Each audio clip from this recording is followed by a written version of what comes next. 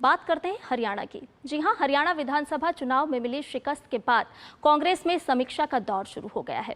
कांग्रेस नेतृत्व ने राज्य के नेताओं के साथ बैठक की और उन कारणों पर मंथन किया जिसकी वजह से कांग्रेस ने हरियाणा को हारा।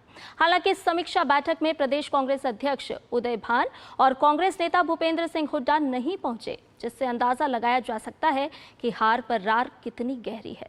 इधर लगातार तीसरी बार जनता का आशीर्वाद मिलने से भाजपा उत्साहित है और नई सरकार के गठन को लेकर पार्टी की तैयारियां तेज हो चुकी हैं। हरियाणा में मिली हार के कारणों की समीक्षा के लिए कांग्रेस पार्टी अब एक्शन में है। इसे लेकर कांग्रेस अध्यक्ष मल्लिकार्जुन खड़गे ने एक बैठक बुलाई। बैठक में पार्टी को मिली इस बड़ी हार की समीक्षा की गई। इस बैठक में राहुल गांधी, अजय माकन और हरियाणा राज्य के प्रभारी अशोक गहलोत पहुंचे। हालांकि बैठक में कांग्रेस नेता भूपेंद्र सिंह हुड्डा और हरियाणा के प्रदेश कांग्रेस अध्यक्ष उदय भान नदारद रहे। ऐसा कहा जा रहा है कि इन दोनों से अलग से कांग्रेस केंद्रीय नेतृत्व मुलाकात करेगा, जिसे लेकर कई तरह की अटकलें तेज हो गई हैं। एग्जिट पोल के बाद भी जिस तरीके से जो एग्जिट पोल्स भी बता रहे थे, जो नतीजे आए उसमें जमीन और आसमान का फर्क था। तो हम लोगों ने उसकी चर्चा करी, अलग अलग कारण क्या हो सकते हैं इसके ऊपर चर्चा करी और इसके ऊपर हम लोग आगे और कार्रवाई करेंगे। बहुत सारे कारण हैं और ये कारण चुनाव आयोग से लेकर के आपस में मतभेद से लेकर के बहुत सारी चीजें हैं। इस हार को बहुत ही गंभीरता से लिया जा रहा है, क्योंकि जो पूरा मीडिया, पूरे एग्जिट पोल, पूरी वहाँ की आम जनता एक स्वर में कह रही थी, आज नहीं महीने भर से कह रही थी, 1.5 महीने से कह रही थी कि सरकार कांग्रेस की बनने जा रही है।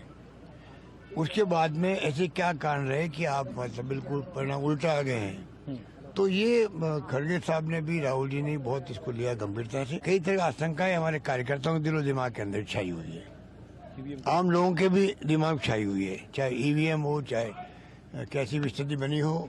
तो जिस प्रकार से कल इलेक्शन कमीशन में भी गए हम लोग, वहाँ जाके बातचीत भी करी, भाई ये हमारे आशंकाएं हैं, इसको आप दूर कीजिएगा। हालांकि परिणाम से पहले जीत का दावा करने वाली कांग्रेस को हार का मुंह देखने के बाद अपनी हार पच नहीं रही है। नतीजतन कांग्रेस लगातार हार का ठीकरा ईवीएम के सिर पर फोड़ रही है। कांग्रेस ने परिणाम से जुड़ी शिकायतों के बारे में निर्वाचन आयोग को अवगत कराया और इनकी जांच की भी मांग की, जिसे लेकर भाजपा ने कांग्रेस पर तीखा हमला किया है। कांग्रेस की हार के लिए हुड्डा जी जिम्मेवार हैं। हुड्डा जी ने खुद हरवाए हैं, कांग्रेस के उम्मीदवार हरवाए हैं और कांग्रेस के उम्मीदवार बयानबाजी करेंगे। आप कांग्रेस के हारे हुए प्रत्याशियों से पूछेंगे, वो बताएंगे हुड्डा जी ने क्या किया। वो हार गए हैं, अपनी हार का संस्कार वो कैसे करते हैं ये उनके ऊपर है। वो जला के करते हैं, दबा के करते हैं, कैसे करते हैं। राहुल जी को हरियाणा में, देश में, इलेक्शन कमीशन में क्या हो रहा है वो पता ही नहीं, जो व्यक्ति देश में नहीं है। दूसरा, बहुत मान इज्जत सत्कार के साथ कहना चाहता हूं, राहुल गांधी जी उस बालक की तरह है जो हमेशा इम्तिहान या पेपर में फेल होने के बाद या तो टीचर को, या तो क्वेश्चन पेपर पे, या अपने स्कूल पे आरोप लगाता है, पर अपनी गलती कभी स्वीकार नहीं करता। और यही कारण है कि कांग्रेस पार्टी आज अपने ही एक विनाश पथ पे चल चुकी है। हरियाणा विधानसभा चुनाव के नतीजों के बाद राजस्थान भाजपा में भी उत्साह देखने को मिल रहा है। हरियाणा के मुख्यमंत्री नायब सिंह सैनी ने केंद्रीय मंत्री धर्मेंद्र प्रधान से मुलाकात की। इससे पहले मुख्यमंत्री नायब सिंह सैनी ने दिल्ली स्थित हरियाणा भवन में पूजा अर्चना की। नई सरकार के गठन और सीएम की नियुक्ति के लिए भाजपा किसी भी तरह की जल्दबाजी में नहीं है। ये देखना दिलचस्प होगा कि नायब सिंह सैनी को सीएम की कुर्सी वापस मिलती है या इस रेस में मुख्यमंत्री के खिताब के लिए कोई और नाम सामने आता है। Bureau report, DD news. तो हार का संस्कार कांग्रेस कैसे करती है, ये कांग्रेस पर ही निर्भर करता है। इधर हरियाणा की अंबाला कैंट सीट से कांग्रेस प्रत्याशी परविंदर पाल परी का कहना है कि मुझे चुनाव में हरवाया गया। पार्टी ने साजिश के तहत बागी उम्मीदवार खड़ा कर खुद मुझे हरवाया। उन्होंने कुमारी सैलजा के समय पर नहीं आने को भी चुनाव में हार का कारण बताया।